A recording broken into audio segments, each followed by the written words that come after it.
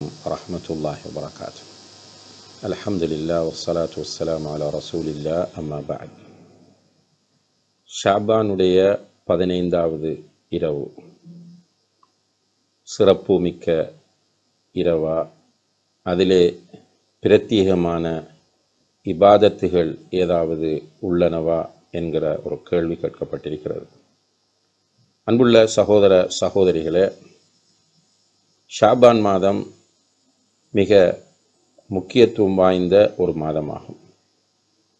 ஏனென்றால் நபிகள் நாயகம் ஸல்லல்லாஹு அலைஹி வஸல்லம் அவர்கள் சொன்னார்கள், ரஜபுக்கும் ரமலானுக்கும் இடையில் ஒரு மாதம் இருக்கிறது.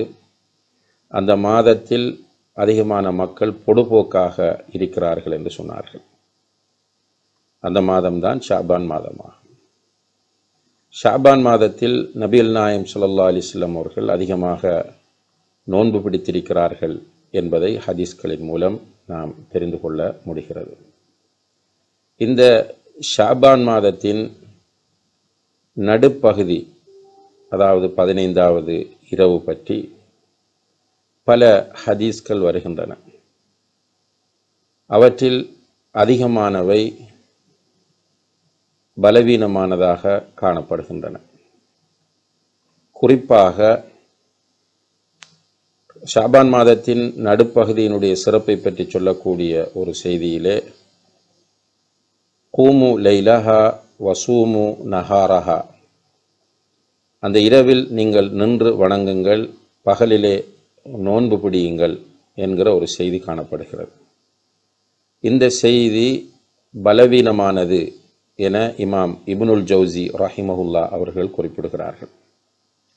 அதேபோல இமாம் ஹாஃபிஸ் அல் இராக்கி ரஹிமஹுல்லா அவர்களும் இமாம் அஹ்மத் பின் ஹம்பல் போன்றவர்களும் இது பலவீனமானது என்பதை உணர்த்துகிறார்கள்.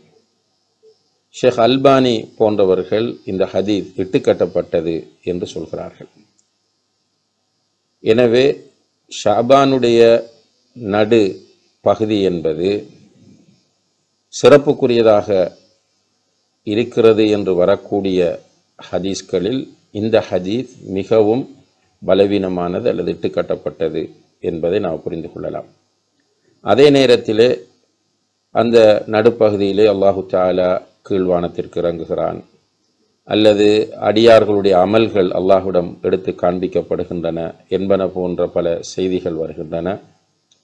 இந்த செய்திகளின் அடிப்படையில் அன்றைய தினத்தில் அல்லாஹு தஆலா முஷ்ரிக்குகளுக்கும் முஷாஹின்கள், அதாவது பகைமையோடு இருக்கக்கூடியவர்களுக்கும் தவிர மற்றவர்களுக்கு மன்னிப்பு வழங்குவதாகவும் அந்த ஹதீஸ்களிலே குறிப்பிடப்பட்டிருப்பதை நாம் பார்க்கிறோம்.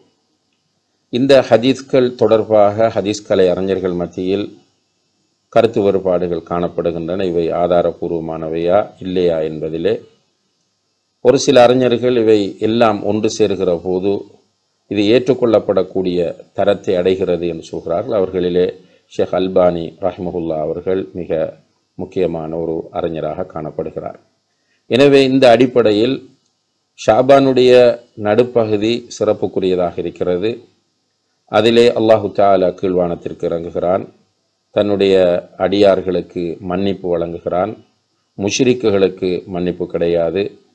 அதே போல மனங்களிலே பகைமைகளை வைத்துக்கொண்டு குரோதத்தோடு பொறாமையோடு இருக்கிறவர்கள் அல்லது இன பந்துக்களை துண்டித்து வாழ்கிறவர்களுக்கு மன்னிப்பு அந்த இரவிலே இல்லை என்பதை இந்த ஹதீஸ்களின் மூலம் தெரிந்து கொள்ள முடிகிறது. இப்போ இந்த ஹதீஸ்களை ஆதாரமாக வைத்து அன்றைய இரவை விசேடமான தொழுகைகளின் மூலம், சலாத்துர் ரகாயிப் அல்லது சலாத்துல் அல்ஃபியா என்று சொல்லக்கூடிய தொழுகைகளின் மூலம் அல்லது நோன்புகளின் மூலம் சிறப்பிக்க முடியுமா என்று கேட்டால் அவ்வாறு செய்வதற்கு எந்த ஆதாரங்களும் கிடையாது. குறிப்பாக அன்றைய இரவிலே விசேடமான தொழுகைகளை தொழுவது என்பது வழிகட்ட பித்அத் என்று இமாம் ஷாஃபி ரஹிமஹுல்லா அவர்கள் சொல்வதாக இமாம் இப்னு ஹஜர் அல் ஹைத்தமி ரஹிமஹுல்லா அவர்கள் குறிப்பிடுகிறார்கள். எனவே அன்றைய இரவை நாம் நபி ஸல்லல்லாஹு அலைஹி வஸல்லம் அவர்கள் காட்டித் தராத முறையில் உயிர்ப்பிக்க முனைவது என்பது பித்அத்தானது என்பதை இதன் மூலம் புரிந்து கொள்ள முடிகிறது. அதிலிருந்து நம்மை நாம் விலக்கிக் கொள்ள வேண்டும். அன்புள்ள சகோதர சகோதரிகள், ஒருவர் வளமையாக ஐயாமுல் பீத் நோன்பு நோக்கக்கூடியவராக இருந்தால் அவர் ஐயாமுல் பீத் என்பது ஒவ்வொரு மாதத்திலும் பிறை 13, 14, 15 ஆகிய தினங்கள். அந்த அடிப்படையில் ஷாபான் 15வது இரவிலும் ஐயாமுல் பீத் நோன்பு நோட்கிறவருக்கு அனுமதி இருக்கிறது. அவர் 13லும் நோன்பு நோட்பார், 14லும் நோன்பு நோட்பார், 15லும் நோன்பு நோட்பார்.